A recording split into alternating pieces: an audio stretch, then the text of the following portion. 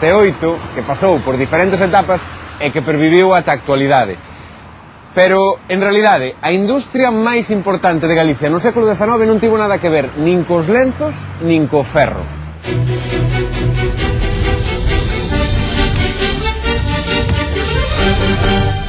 A industria máis importante do século XIX veu do mar. Por iso, estamos na illa de Arousa, onde a fábrica de conservas de Godai, que se inaugurou en 1879 e que hoxe se está a converter nun museo.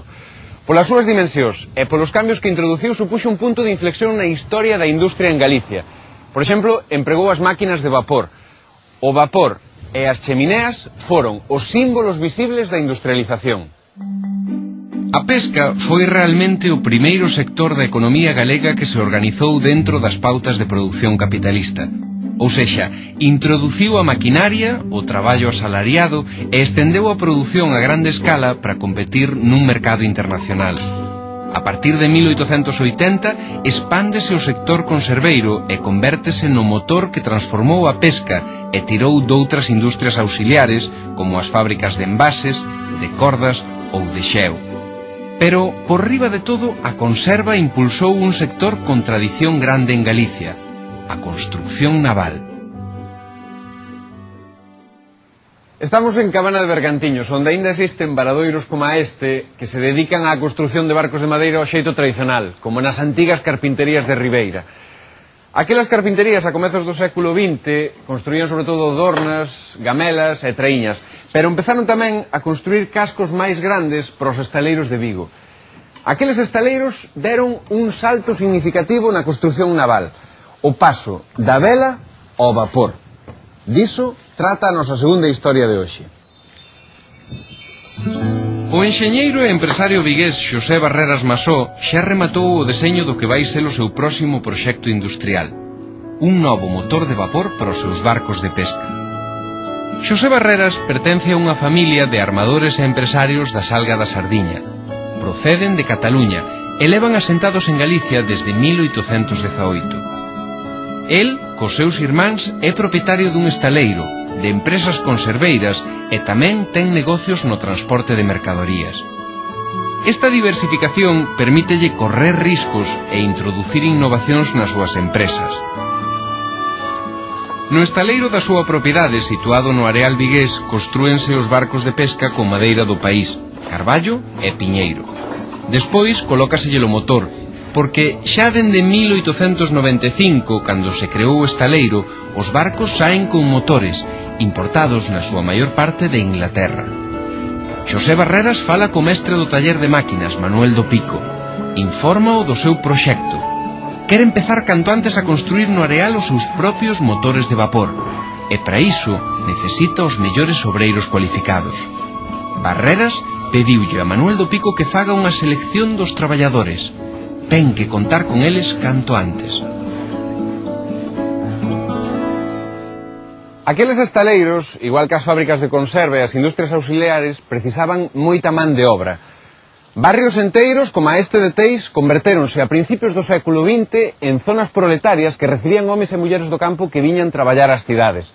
E pouco a pouco, eses traballadores foronse asociando sindicalmente para defender os seus dereitos. Nunha pausa do traballo, Manuel do Pico, o xefe do taller de máquinas de Barreras, reúnese cos compañeiros da fábrica, moitos deles afiliados á UGT.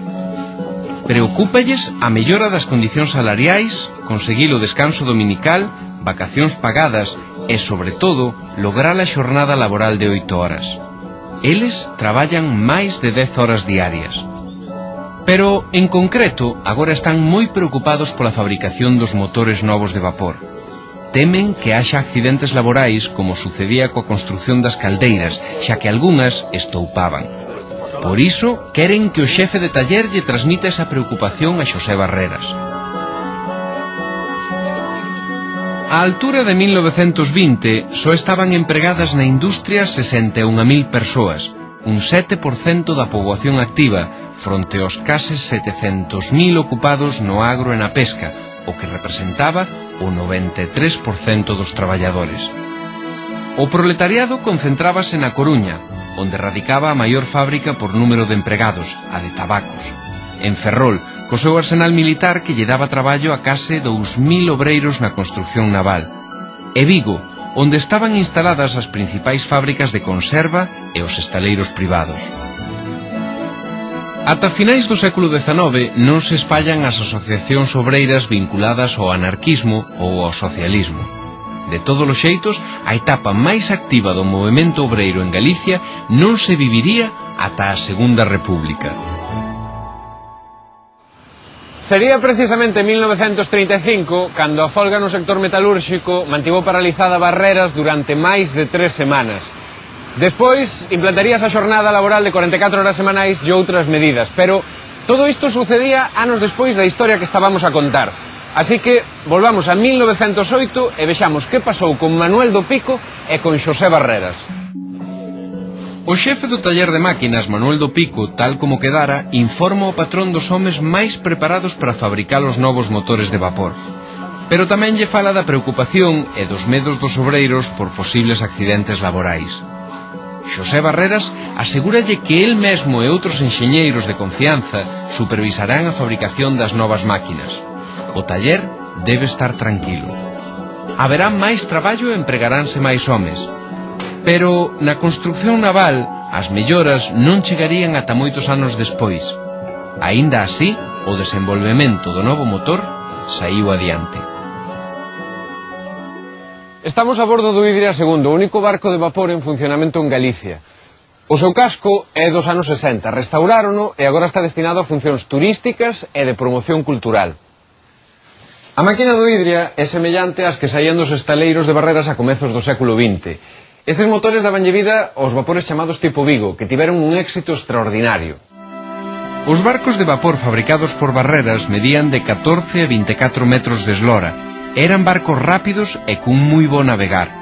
Por iso se espallaron por todo o litoral galego e español. Dos primeiros estaleiros de Barreras no Areal saíron entre 1892 e 1918 nada menos que 400 vapores.